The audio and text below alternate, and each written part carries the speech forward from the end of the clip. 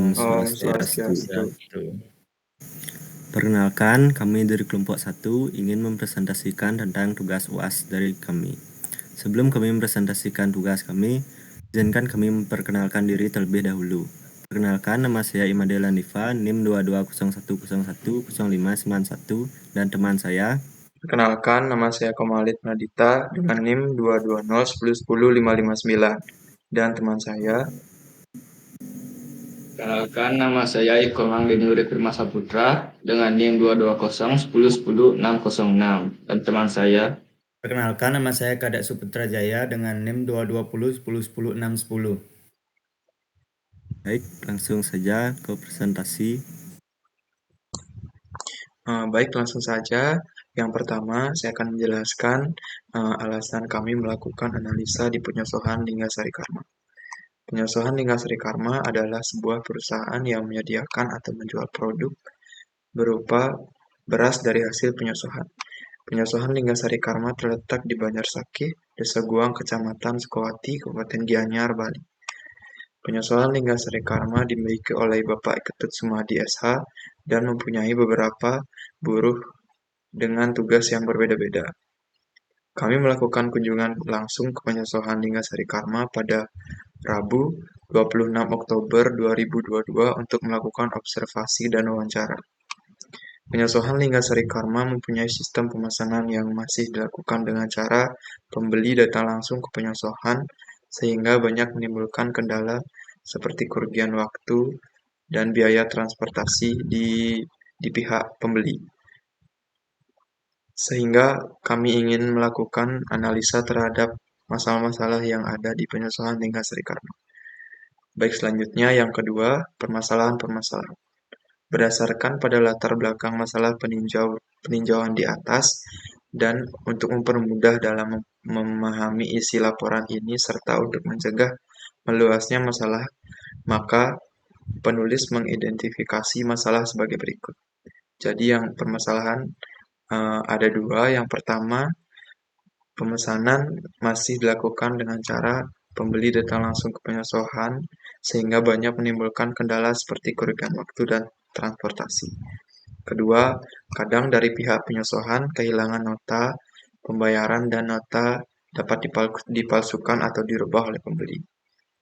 Selanjutnya yang ketiga, identifikasi penyebab masalah. Permasalahan-permasalahan tidak akan terjadi dengan sendirinya, tetapi mesti ada penyebabnya. Kami mengidentifikasikan penyebab dari masalah-masalah yang terjadi sebagai berikut ini. Pemesanan masih dilakukan dengan cara pembeli datang langsung ke penyosohan sehingga banyak menimbulkan kendala seperti kerugian waktu dan biaya transportasi. Itu masalah yang pertama. Masalah ini kami identifikasikan disebabkan karena minimnya informasi tentang penyosohan seperti nomor telepon, sehingga pemesanan harus dilakukan dengan cara pembeli langsung datang ke penyosohan. Yang kedua, kehilangan nota pembayaran dan nota dapat dipalsukan atau dirubah oleh pembeli. Masalah yang kedua itu kami identifikasikan disebabkan oleh pembuatan nota masih dilakukan dengan lisan atau tulis tangan, sehingga memungkinkan nota hilang atau dapat dirubah oleh pembeli.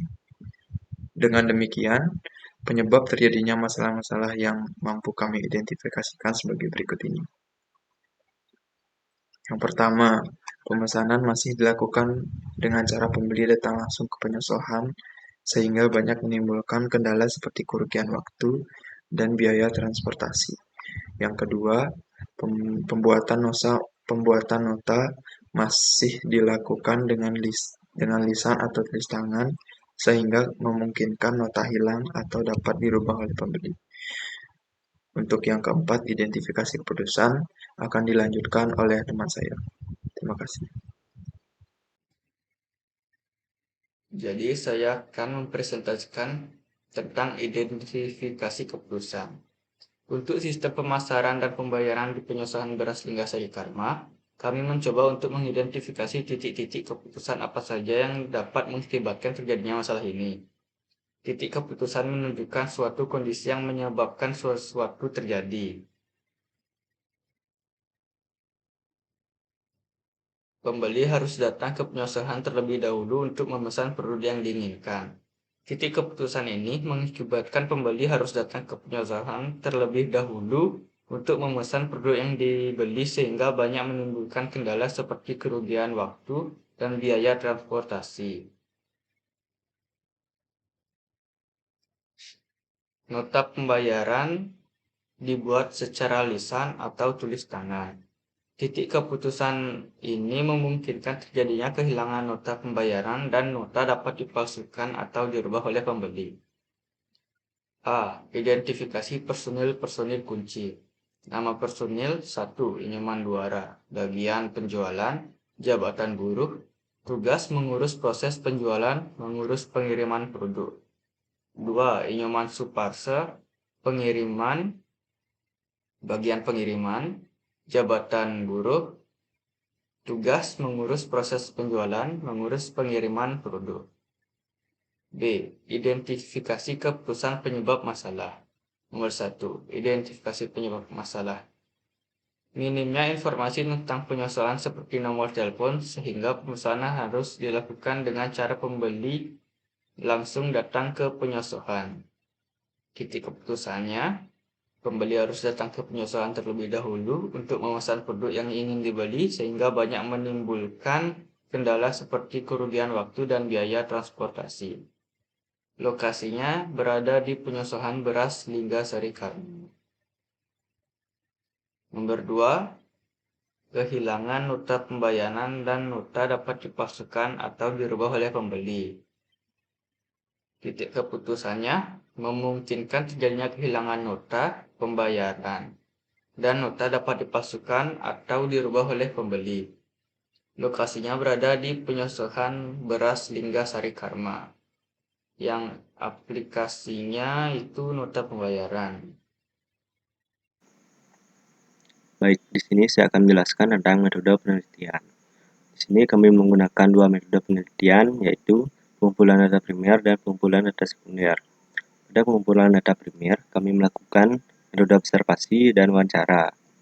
Pada metode observasi, kami melakukannya secara langsung pada hari tanggal Rabu 26 Oktober 2022 yang berlokasi di penyosohan beras Lingga Sari Karma, Banyarsakeh, Desa Guang, Kecamatan Sukawati, Gianyar, Bali, dengan pelaku Inyoman Duara sebagai buruh penjualan di sana. Pada penyosohan Lingga Sari Karma, terdapat aktivitas bisnis yang terjadi, yaitu pembeli datang ke penyosohan, lalu penjual menanyakan ke pembeli mau memesan apa, setelah itu pembeli memberitahukan ke penjual produk yang akan dipesan, lalu penjual menanyakan jumlah produk yang akan dipesan, lalu pembeli memberikan jumlah produk yang akan dipesan. Nah, jika jumlah produk yang dibeli lebih dari 3 karung, maka penjual akan membawakan langsung pesanan ke tempat pembeli. Tapi jika jumlah produk yang dibeli kurang dari 3 karung, pembeli langsung mengambil pesanan di tempat penyosohan. Lalu, penjual menyiapkan atau mengambilkan produk yang dipesan pembeli. Lalu pembeli melakukan transaksi pembayaran. Nah, jika lunas, penjual akan membuatkan nota pembayaran. Lalu pembeli menerima nota pembayaran. Selesai. Nah, jika ngepuan, penjual akan membuat nota utang, pembeli menerima nota utang, dan pada saat membayar utang kembali ke 7A, yaitu jika sudah lunas, penjual akan membuatkan nota pembayaran, lalu pembeli menerima nota pembayaran. Setelah itu selesai. Baik, ini adalah PPMN penjualan di penyosohan beras Lingga Sari Karma yang berjalan.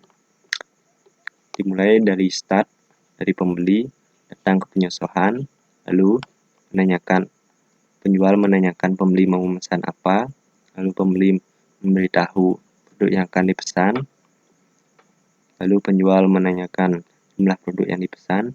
Nah, jika jumlah produk kurang dari 3 karung, maka penjual akan memberikan produk ke konsumen. Lalu pembeli menerima pesanan, setelah itu melakukan pembayaran. Nah, jika lunas, maka akan dibuatkan nota pembayaran. Setelah itu, pembeli menerima nota pembayaran. Selesai. Lalu jika pembayarannya tidak lunas, akan dibuatkan nota hutang. Setelah itu, pembeli menerima nota hutang.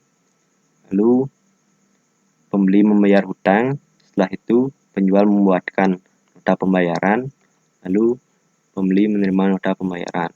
Selesai. Nah, jika jumlah tidak kurang dari 3 karung, artinya lebih dari 3 karung, maka menyiapkan produk yang dipesan. Lalu penjual mengantarkan produk yang ke konsumen, setelah itu pembeli menerima pesanan, lalu melakukan pembayaran. Nah, jika lunas, juga akan membuatkan nota pembayaran, lalu pembeli menerima nota pembayaran. Selesai. Nah, jika ngebon, penjual akan membuatkan nota hutang, lalu pembeli menerima nota hutang, setelah itu membayar hutang, lalu penjual membuatkan nota pembayaran. Setelah itu pembeli menerima nota pembayaran. Selesai. Baik, yang kedua ada metode wawancara. Jadi wawancara kami lakukan di penyusuhan beras Lingga Sari Karma dengan narasumber Inyoman Dwaro selaku buruh di penjualan. Nah, kami melakukan wawancara pada hari atau tanggal Rabu 26 Oktober 2022 pukul 8.30 WITA di penyusuhan beras Lingga Sari Karma, Banyarsakeh, Desa Guang, Kecamatan Sukawati. Pada wawancara kami menanyakan beberapa pertanyaan yang dilampirkan di bawah. Wawancara kami mulai dengan perkenalan diri dan meminta izin untuk melakukan dokumentasi. Selanjutnya kami menanyakan tentang narasumber seperti nama, umur, dan jabatan beliau sebagai apa. Lalu kami menanyakan seputaran tentang penyusuhan Lingga Sari Karma seperti alamatnya, berapa lama sudah berdiri, produk-produk apa saja yang dijual, dan harga produk yang dijual berapa. Lalu kami menanyakan juga sistem penjualannya di sana. Kemudian kami juga menanyakan tentang permasalahan apa atau kesulitan yang dialami di penjualan. Nah, selanjutnya yang kedua ada pengumpulan data sekunder. Pertama ada dokumentasi, yaitu foto produknya. Di sini ada broken atau bahasa Balinya mincit. Di sini ada beras yang sudah dibungkus. Dan lagi satu ada dedak tapi stoknya lagi kosong. Nah, ini terdapat dokumentasi seorang pembeli melakukan transaksi. Nah, ini adalah pencatatan penjualan eceran ya. Di sini terdapat nota pembayaran. Nah, untuk video wawancara dapat dilihat pada link ini dan bisa juga di scan barcode ini. Sekian yang dapat saya presentasikan, akan dilanjutkan dengan teman saya. Selanjutnya, saya akan menjelaskan mengenai sistem yang diajukan. Dari permasalahan yang kami identifikasi, kami mengajukan sistem untuk mengatasi permasalahan tersebut. Sistem yang diajukan sebagai berikut. Untuk sistem proses login, dapat dilihat dari flow map berikut ini. Dimulai dari konsumen mengakses sistem, kemudian sistem menampilkan form login. Jika sudah punya akun, konsumen mengisi form login yang berupa username dan password. Kemudian, konsumen mengklik tombol submit. Setelah itu, sistem mencari data yang berupa username dan password. Jika tidak valid, maka sistem akan menampilkan username dan password tidak valid. Lalu, kembali ke halaman mengisi form login. Jika valid, maka sistem akan menampilkan Anda berhasil login, kemudian selesai. Jika tidak punya akun, maka sistem akan menampilkan form registrasi. Kemudian, konsumen mengisi form registrasi. Setelah itu, konsumen mengklik tombol submit. Kemudian, sistem mengecek data registrasi. Jika tidak valid, maka sistem akan menampilkan registrasi gagal. Lalu kembali ke halaman mengisi form login. Jika valid, maka sistem akan menampilkan registrasi berhasil, kemudian selesai. Untuk sistem pemesanan yang diajukan dapat dilihat dari flow map BPMN berikut ini. Dimulai dari pembeli mengakses sistem. Kemudian sistem menampilkan produk yang dijual. Kemudian konsumen memilih produk yang akan dibeli. Setelah itu, konsumen mengklik produk yang akan dipesan. Setelah itu, sistem menampilkan jumlah yang akan dipesan. Kemudian, pembeli menginput jumlah pesanan. Jika pesanan lebih dari 3 karung, maka sistem akan menampilkan harga grosir. Jika membeli kurang dari 3 karung, maka sistem akan menampilkan harga eceran. Setelah itu, konsumen mengklik tombol pesan. Kemudian, sistem menampilkan detail pesanan yang berupa alamat, nomor telepon, total harga, dan metode pembayaran. Kemudian, konsumen mengisi detail pesanan yang berupa alamat, nomor telepon, metode pembayaran. Setelah itu, konsumen mengklik tombol checkout. Setelah itu, sistem menyimpan data pembeli di database. Kemudian, admin menerima notifikasi pesanan masuk. Setelah itu, admin mengklik notifikasi pesanan masuk. Kemudian, sistem menampilkan daftar pesanan. Kemudian, admin mengklik tombol pesanan. Setelah itu, admin mengupdate status pesanan dikemas. Kemudian, konsumen menerima notifikasi status barang dikemas. Lalu selesai. Untuk sistem pembayaran yang diajukan dapat dilihat dari flow map BPMN berikut.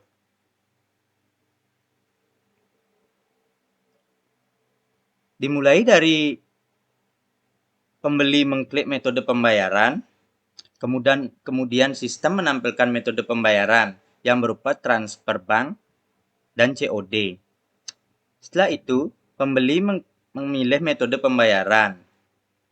Jika memilih metode pembayaran transfer bank, maka sistem akan menampilkan pilihan bank.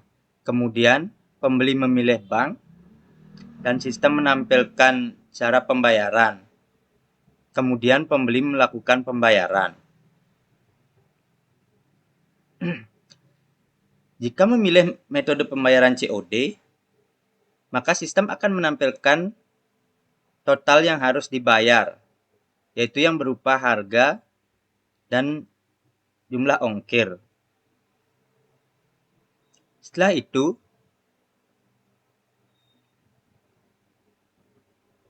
konsumen mengklik tombol submit dan memproses pesanan. Jika melakukan transfer bank setelah melakukan pembayaran, maka admin akan mengecek pembayaran. Jika tidak valid, maka sistem akan menampilkan pembayaran gagal. Dan sistem akan menampilkan metode pembayaran yang berupa transfer bank atau COD, kemudian kembali ke halaman memilih metode pembayaran. Jika valid, maka sistem akan menampilkan pembayaran berhasil. Kemudian, sistem memproses pembayaran, lalu selesai. Untuk sistem pengiriman yang diajukan, bisa dilihat dari flow map BPMN berikut. Dimulai dari admin, memilih kurir, kemudian kurir menerima notifikasi pengiriman. Setelah itu, kurir mengklik notifikasi pengiriman, lalu mengklik tombol konfirmasi. Kemudian, admin mengklik update status pengiriman. Kemudian, kurir melakukan pengiriman ke pembeli. Setelah itu, pembeli menerima pesanan. Kemudian, pembeli mengklik konfirmasi pesanan diterima. Setelah itu, kurir mengklik konfirmasi pesanan telah dikirim. Setelah itu sistem menyimpan data pesanan pembeli di database. Lalu selesai. Demikian presentasi dari kami. Mohon maaf jika ada kesalahan kata. Saya tutup dengan Pramosanti. Om Santi, Santi, Santi. Oh.